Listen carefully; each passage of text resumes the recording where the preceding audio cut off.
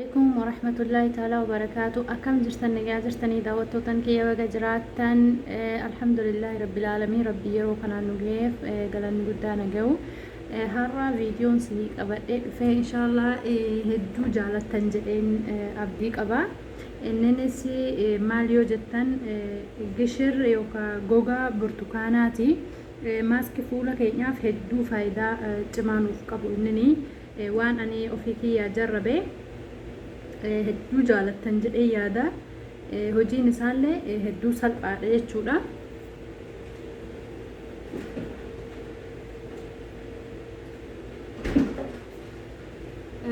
Inni maal inni yoo jettani burtukaanuma kanuma nyaannu kanannini gogaasaa irraa kaasnee dhiqnee goggoysnee achi booda khallaaxaan daakna ani akkasitti daakee fideen jira jechuudha. Kana fakkaata. Egaa daakeen booda kana fakkaata jechuudha. Dhugoo nu barbaachisa. Dhugoo huma xiqqoo warri hasaasiyyaa qabdan immoo ofirraa dhiisuu dandeessan dhugoodha. Itti aansee zabaadiidha. Zabaadii kanuma barbaadan qaliil dasam ta'uu hin qabu malee kanuma fedhe haa ta'u jechuudha. Zabaadii xabi'ii jechuudha. Fuula keenyaaf hedduu qaama keenya guutuullee hin fayyadamuu dandeenya.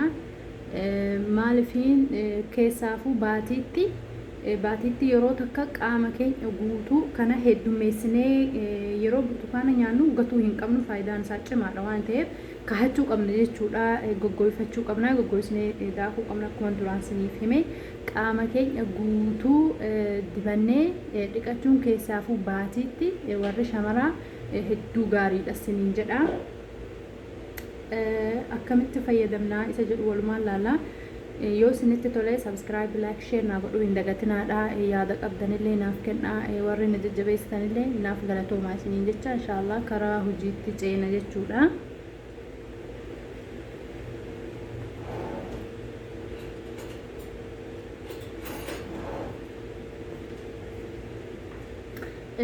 Zabaadii irraa fal'aana tokko haguma fayyadamtan godhatan jechuudha. Akkanatti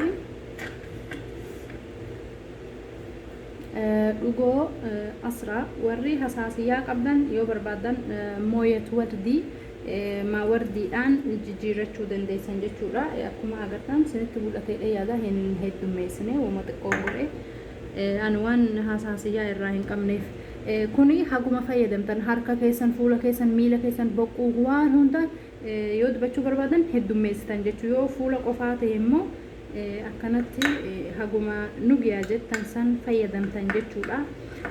Wallahi ani hedduun jaaladha akka kiyyatti. Mee isin immoo mana keessan keessatti waan baasiillee hin qabne waan maqbaqaa nama hundaa keessa jiru waan ta'eef nama rakkisu kan hojjechuun jedheetin yaada. Anillee wantoonni siniin fidu wahuma baasii hin qabnee fi wahuma hedduu hojiin isaaniillee salphaa ta'an jechuudha. Akkuma beekamu osoo hin dibatin duratti fuulli keenya sirrii qulqullaa'uu qaba. Bakki nuyi dibannu kuni sirrii qulqullina qabaachuu qaba jechuudha. Bishaan xiqqoo faatir yookaan daafii itti dhiqannee basamaat qaama keenya banuu qabna jechuudha. Yoo kan qaama guutuu dibannu itee baatiitti akkuma siniin jedhee hedduu gaariidha qaama guutuu dibachuun. Yoo sinii dandahame guyyaan 10 yoo sinii dandahame immoo baatiitti dirqama siniin jedha hedduu gaariidha. Hedduu faayidaan isaa cimaadha. Qaami namaallee yeruma deeyfite hunda hin urgaha. Wallahi hedduu urgiin isaallee hedduu gaariidha. Lammaffaa waan habuubi shabaabii fi waan akka gubur minaamin namarra bahee yeroo fayyuu akka xabaasaa tahee hafa waan ta'eef kuni haala salphaa taheen namarraa qulqulleessa jechuudha. Namni garii gogaan qaama isaa gama tokkoon gurraacha gama tokkoon adii gama tokkoon yaani akkana xuxurraa jechuudha. Kana loon tokko karana tokko godhuudhaaf nama gargaara. hedduun isa jaaladheeni isin immoo jarrabaati koomenti jala naa kaasiniin jedha. Akkuma siniin jedhe fuula eega sirriitti saamunaa fayyadamnuun eega dhiqanneen booda fuula keenya faayin yookaan minshafaa nadiifaan eega goggoysineen booda finnee itti dibanna jechuudha. eega dibannee raannee daqiiqaa 15 haga daqiiqaa 20 haguma taa'uu dandeessu ofirra keessa jechuudha. Achi booda aadii bishaanuma akkuma maaskii yeroo hunda fayyadamnu irratti dubbadhe irratti akkasuma bishaan jiddugaleessa taheen dhiqachuu qabna. Dhuma irratti bishaan qabbanaa qorraa taheen basamaat fuula keenya cufuu qabna jechuudha. Akka vaayirasii garaagaraa nutti hin dhufne faayidaa isaallee argachuu keenya akka nuuf galu akkis godhuu qabna. Kanatti aansuudhaan akkuma beekamu eega dhiqannee raanneen booda bishaan qabbanaan eega dhiqnee raanneen booda goggogsine fuula keenya kireem muraxab yookaan kireema fuula keenya akka hin daalachoomne gargaaru dibachuun nurraa dirqama jechuudha. Inshaallah akkasitti tolu abdiin qaba.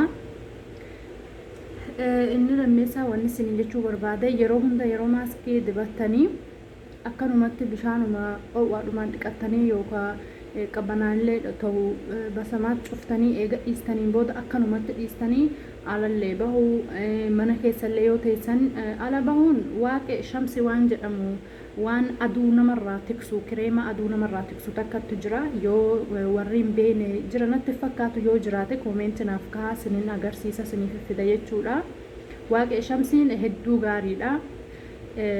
Maalifiin aduun rakkina garaagaraa nuuf fida waan ta'eef nurraa tiksa jechuudha. Aduu namarraa tiksa namni yeroo hunda yeroo gadi baatu waaqe shamsi dibachuun dirqama jechuudha. Yoo kanan taane maafi faayidaa yaanii faayidaa hin qabu jechuu wanni hojjennu kun hundini. Kana dhaamsi kiyyan tokkoffaanii lammaffaa yeroo nyaata goonuuti. Yeroo nyaata godhuudhaaf maxbaqa sheennu furunni ibiddi furuna hedduu fuula namaa miidha. Saniifuu waaqa shamsi akkuma nama alatti bahu saniitti yeroo nyaata godhuudhaaf maxbaqa seentu fuula kee waaqa shamsi dibachuun dirqama. San kan isin jedhu dhaamsi kiyya lammaffaa isa kana. Inshaallah irraa fayyadamtan jedhee abdiin qaba. Yoo isinitti tole subscribe like share naaf godhaa isin jechaan na jajjabeessaa. Warri na jajjabeessa jirtanillee hedduu galatoomaa hedduu isin jaaladha. Viidiyoo biraatiin haga walitti deebinutti nagayaan naaf tura. Assalaamu alaikum warahmatullaahi wabarakaatuh.